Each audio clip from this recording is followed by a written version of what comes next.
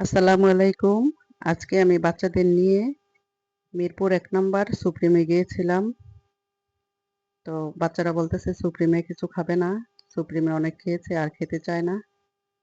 তারপর আমি জিজ্ঞেস করলাম, "কোথায় যেতে চাও?" ওরা বলল, "ওরোরো স্টারে যাবে।" তো বললাম, "ঠিক আছে।" তো আমি ওদেরকে নিয়ে ওরোরো স্টারে বসিয়ে রেখে আমি সুপ্রিমে চলে আসলাম। তো সুপ্রিমে এসে আমি একটা গার্লিক চিকেন, একটা থাই স্যুপ আর একটা পেপসির অর্ডার করলাম। আর আস্তে, আস্তে খেতে থাকলাম যেন ওরা একটু এনজয় করতে পারে, একটু মজা করতে পারে। বাচ্চাদের মাঝে মধ্যে বাহিরে নিয়ে আসতে হয়। আর বাচ্চাদের একটু ঘুরাতে হয়। তাহলে বাচ্চাদের মন ভালো থাকে, লেখাপড়ায়ও তাদের মন বসবে। তো সেটাই চিন্তা করে আমি বাহিরে নিয়ে আসলাম। ওরা বেশি কিছু খায়নি।